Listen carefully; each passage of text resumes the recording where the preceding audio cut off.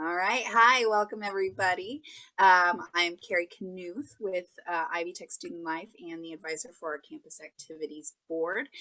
Today we are joined by Dr. Crystal Dumas, and she is going to talk to us about standing out and creating a personal statement. Crystal is the advisor for our Phi Theta Kappa chapter here at the Fort Wayne campus, our Alpha Tau Xi chapter.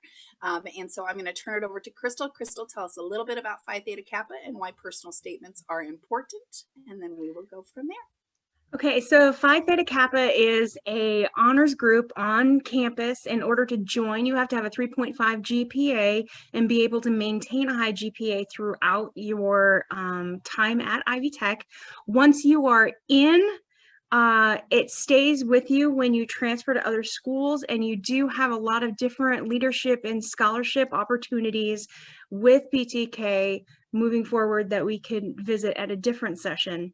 Now, a personal statement in regards to PTK is a statement trying to sell yourself. A lot of people view them as college entrance essays. And so with PTK, and why we're doing this is the intent is for a lot of students to transfer and move on from Ivy Tech into the 4-year degree programs and even further. So in order to get into the programs, you need to have a really good personal statement, or not just create an essay on the fly. So I've put together some elements. Now, predominantly for this session, I've gotten a lot of this information straight from Purdue University on their Purdue OWL site. They have a lot of resources, and the University of California. So at the end of this PowerPoint, I do have references that you can go back and get a lot more information on should you choose. Now, there's going to be 2 types of college entrance essays that you're looking at, or statements. The first one is going to be a comprehensive personal statement. It's you telling the college why you think that they would have you as a good fit for their school or program. A lot of the programs are very competitive and are very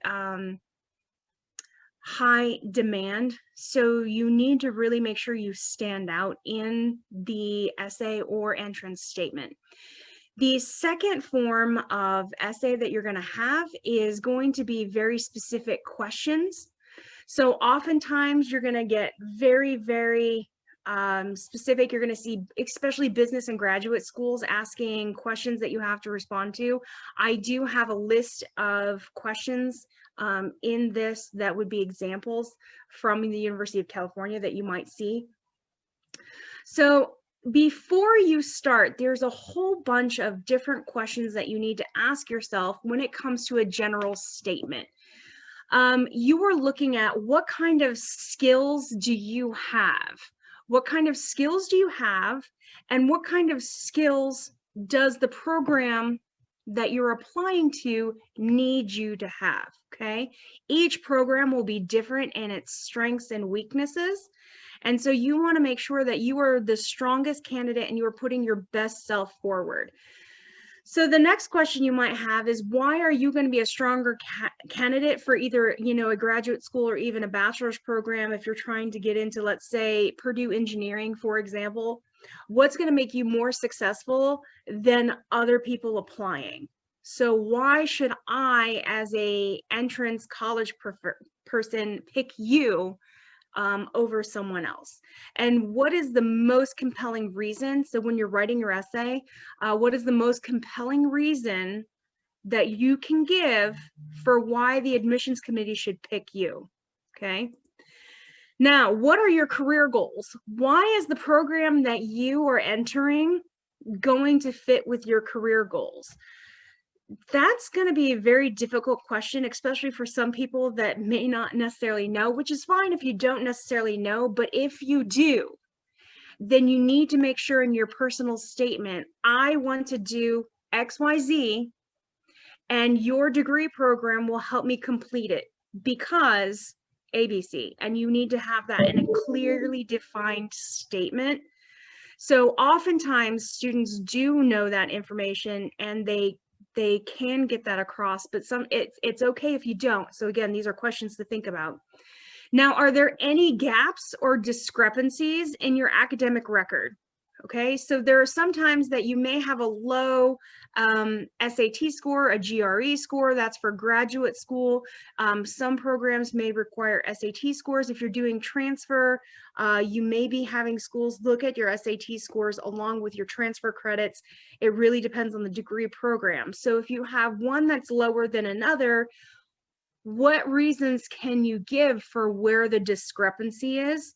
Now, usually, if we're looking at PTK students, you have a strong academic record because your GPA is 3.5 or higher. But if you are a student, in this session and your GPA is lower, why is it lower? Did you have to overcome any obstacles? And that's where you're showing kind of a grit factor. So that follow-up question, if you had a low GPA, did you pull out of it? And this is why. Additionally, you need to have characteristics that you're trying to improve. You're trying to add to a profession. Many times programs are going to be the ones that are going to admit you and will get all of the applications. So in this particular case, how are you going to help a profession? And you are writing to a person who's in a profession. It's not just an admissions counselor. It's an actual person who's in the field working.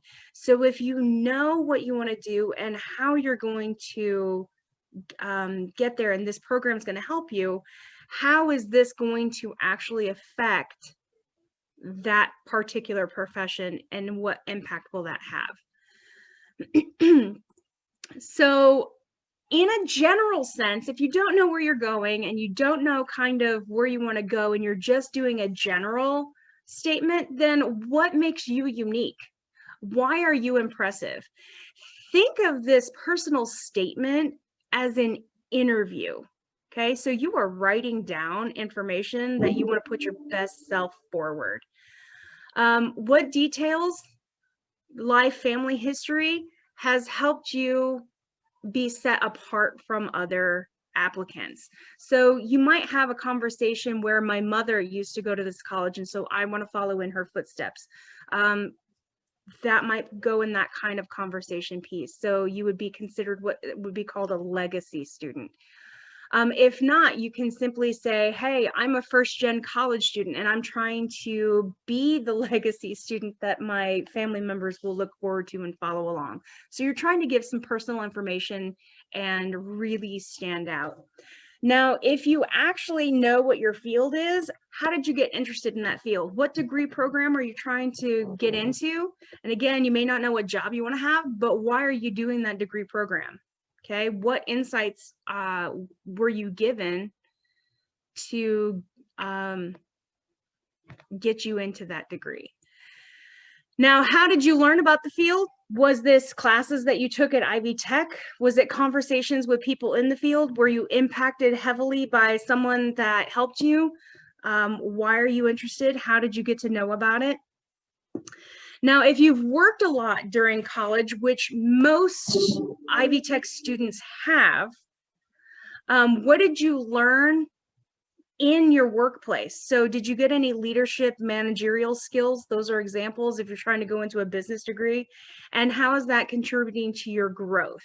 Now, even if you're not in leadership positions or career, you can still bring in a grit factor if you're working, because you can say things like, I had to support my family. I worked full time. I did school full time, and I was still able to maintain grades. I was still able to maintain my job and focus. And I know that by using these skills, I will do well in your degree program, those kind of conversation pieces. So now, general advice, all right? So these are gonna be for if you are actually being answered, or if they ask you a very specific question, forgive me, I'm stumbling here. If they ask you a specific question, answer the question. On the next couple of slides, I do have examples of questions that they would ask, but you need to tell a story, okay? So you're thinking in terms of, sorry, of showing or demonstrating concrete experience who you are. And one of the worst things you're going to do is bore someone. So whatever you do, do not be boring. If you can add humor, or if you can be fresh, be different, you'll set yourself apart from other candidates. So try and make yourself stand out in a memorable, positive way. Be very, very specific with what you're writing, okay? So for example, if you want to be a doctor, and you think that you can be an excellent doctor, don't just say, hey, I would make an excellent doctor. Why would you be an excellent doctor? Be very, very specific. When you're talking about this, it does need to be logical and make sure that you are following through with this. Now, most people are going to lack a lot of drama in their life. Okay, it may feel like we have a lot of drama, but for the most part, you're an average person going through life in an average way. So if you can find something that's interesting, you can create a hook. And if you can get that hook, which is that angle, you can really, really write about it and open that up. The most important part of your essay is going to be your opening paragraph. That's where you're really going to actually grab the attention of a person, or you're going to break it and lose them. So when you're writing, make sure that your opening paragraph is not generic. It's very you, but also very to the point, because it's going to set the tone for your entire statement. So when you are writing, make sure you do focus on your opening paragraph. Tell what you know, okay? The middle section of your essay is going to detail your interests and your experience in the field. There's a lot of people that don't have any information or knowledge of nuts and bolts of a profession or a field, and that's okay. So you're going to be as specific as you can with what you know and use language. Now, be careful about the jargon. So you're still going to define what you're talking about.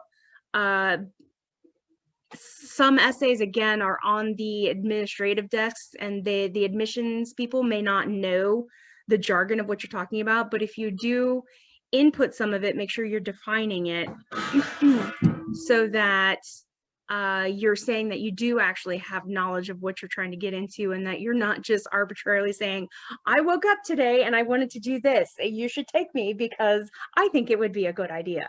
That's not where you're trying to go with that. Don't include certain subjects, okay? It's sort of like polite society. Stay away from anything controversial. Do not put anything religious or political in there.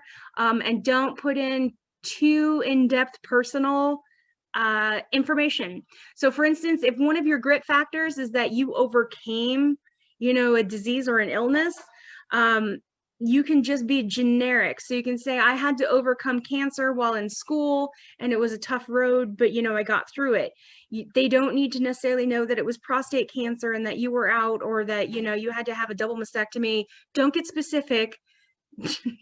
Not that it's not great that you didn't go through it, but that's not the place to put that information. So try and stay away from it. Just be as generic as you can, getting your point across, while still not including very, very personal information. Now, do research, okay? A lot of schools have a very specific kind of person that they're looking for with a specific kind of angle.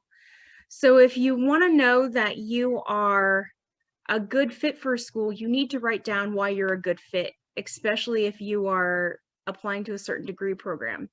A lot of people will write a generic kind of an essay or a personal statement, and then they do what we call carpet bombing, and they send this essay to everyone.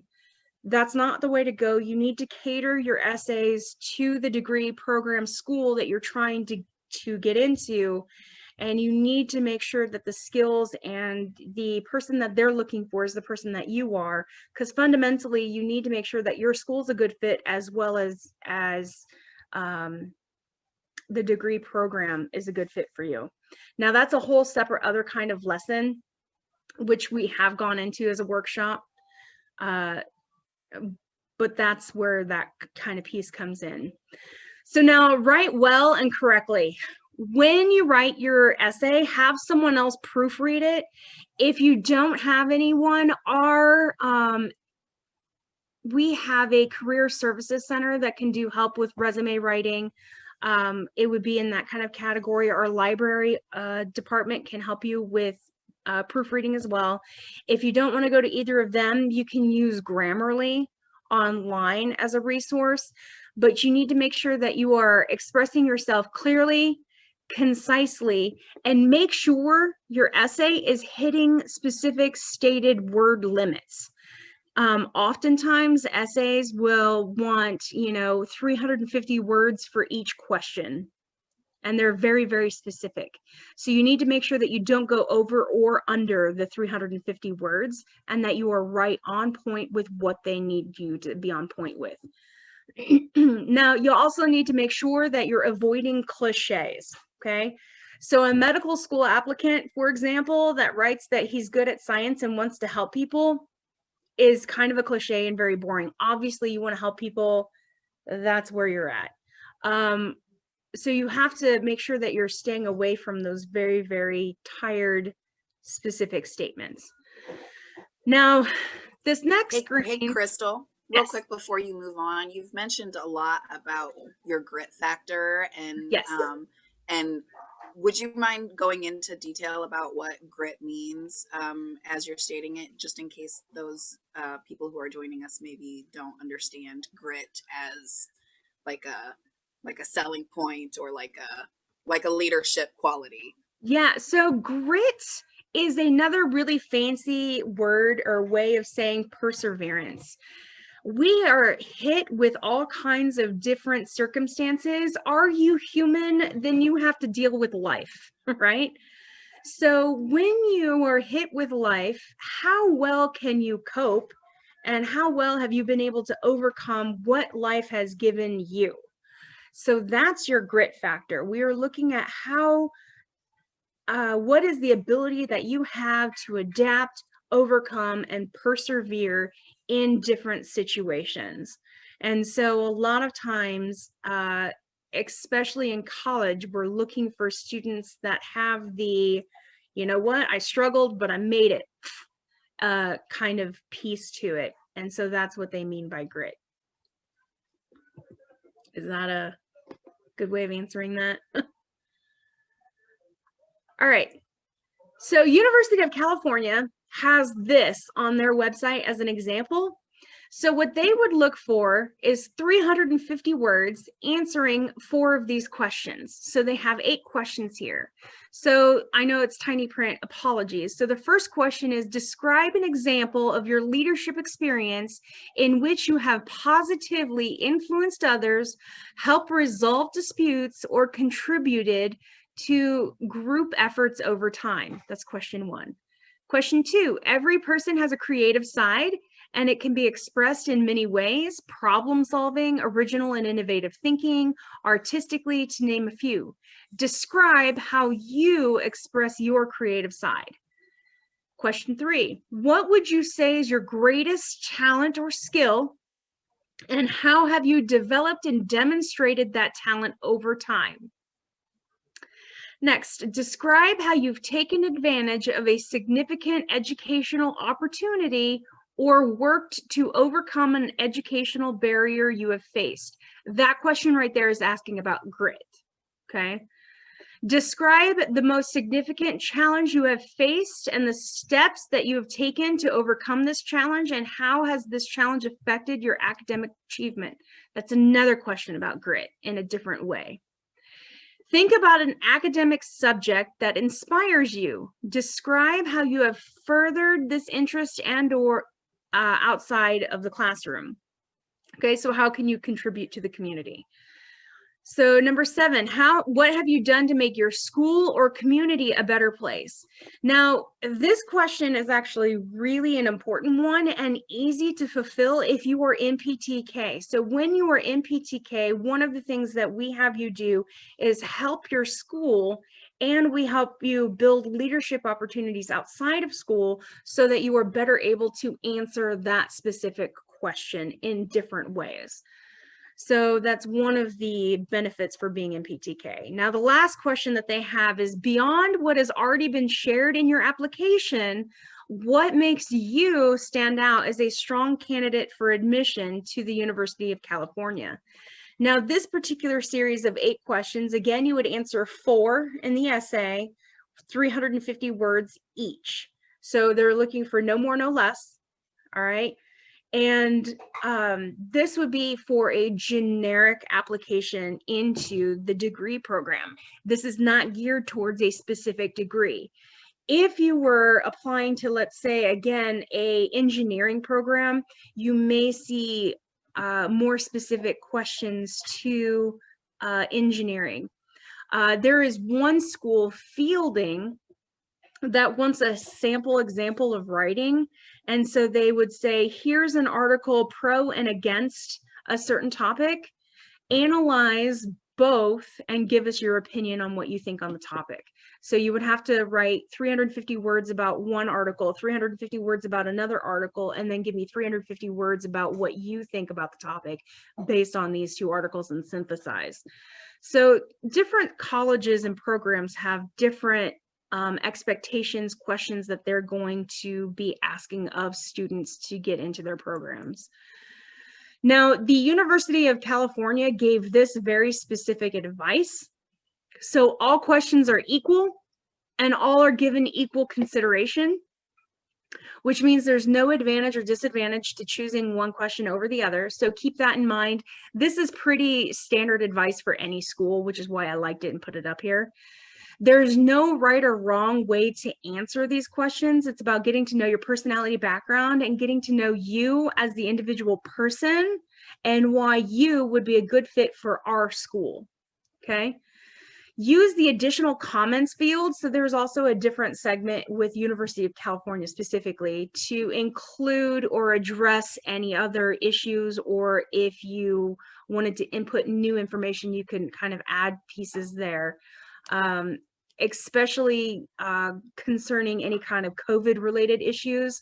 So they realize that things may have affected students adversely. So a lot of colleges are saying, you know what, we know that this has impacted you. So if your grades were low, for example, one semester and you tanked, is it because you got sick and you had COVID and you were having trouble keeping up? You could make that as a notation there, and so they can take that into account. If there was anything else that you may need to address, that would be a conversation piece that you're seeing colleges add, which is why I wanted to add this. Now, remember, at the end of the day, it's all about you. You are trying to put your best foot forward. And so you are focusing on you. And it's almost like a first date. So you want to make sure that you are dressed to the nines and you're not trying to be slouchy. These are references that you can go to. I can give them additionally to links, and Carrie can have my PowerPoint if you guys would like, which are the links, but it's just the University of California website and the Purdue OWL website that have these. Real quick, Crystal, like we're talking about how to use this personal statement in applying for, 4-year or graduate program colleges. But I did want to point out and maybe have you discuss a little further about how these tactics can be translated into job searching and maybe translated into like cover letter writing and things like that, as far as searching for jobs out in the job market as well. You would do similar concepts. We do have a career services department. So if you wanted to, and you had your personal statement, you can go over to Joe McMichael and in Fort Wayne. And what he can do is he can say, hey, we're going to translate this statement into a cover letter. It can be done. It is a different kind of a feel and would almost take a different kind of workshop. Just like you can also take the personal statements for college entrance and you can tweak it and convert it into scholarship applications as well. You do not want to carpet bomb which is just take one statement and send it out to everybody and translate it. It doesn't quite work that way. You do want to make sure that you are doing your research and you're making sure that you are a good fit, but the concepts are still going to apply. The formatting will be different. If you're doing a letter, you're not going to have it nearly as long as you would in your essay. You're going to want to shrink it from, let's say, 350 words to 1 or 2 sentences each line, give or take, but it can be converted conceptually, and the topics can easily be converted because your companies are still going to want to know the same things. And all of the rules are going to apply. Stay away from anything too personal. Don't get into anything controversial, especially in the polarization that you're seeing in today's political arena. You just don't want to touch that with a 10-foot pole. Just stay away. Don't try and get into that unless you're actually trying to apply to a school or job that's in the political or activism arena. Just say no. If you are trying to apply for a job or you're trying to apply to a religious school, you could kind of bring those elements in. That's where you're doing your research and you're really trying to cater to specifically what you're trying to get into. So by all means, I'm not saying you can't put those things in, just be very specific and be very conscious about when you're adding some of those elements. Thank you. Mm-hmm. So at this time, I would like to take a moment to show the students how to track participation for joining us today, and also those who may or view this on the recording later. But today's participation, we are giving away a gift card for those who are joining us live and live and via the recording. We do extend the participation out for 2 weeks so that to give people an opportunity to view the recording. So if you are joining today, I'm gonna see if I can share my screen here. If you're joining today or on the recording, this here is a QR code, or there's actually a link down here, this link.ivtech.edu /join standout. So you can do either of these things. You can take your mobile device and snap a picture of this QR code, or you can type this link into your web browser. Both of them do the same thing. It automatically adds your participation as long as you're signed into Ivy Life. And it just logs your email address and counts you as participating in this event, and then automatically enters you into that drawing for participating. So, of those of you who are joining us live, if you want to take a moment and either type this link in so that we can add your participation, or do the QR code. Again, there's nothing you have to do after you've done that. You don't have to choose your name or anything like that. It automatically, as long as you're signed into Ivy Life, it will automatically add you as participating and then enter you into that drawing. So, so if you're watching the video, you want to do this. If you're doing this today, you want to do this. That way we can get you added into that drawing. All right. So with that, I am going to turn it back over to Crystal and see if you guys want to work one-on-one with her. Yeah. So thank you everybody for being here, and thank you, Dr. Dumas, for presenting this information. I will share that link to the PowerPoint presentation so that we have that, and then that will be available on the recording as well as in the listing. And Crystal, anything else you want to add before we close out?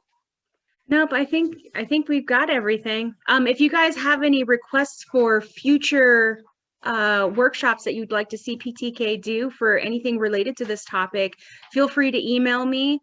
My email is kdumas3@ivytech.edu. Wonderful. Well, thank you again for joining us. Thank you for watching the video if you are joining us later, and we will see you guys again next time. Have a good day. Have a good one.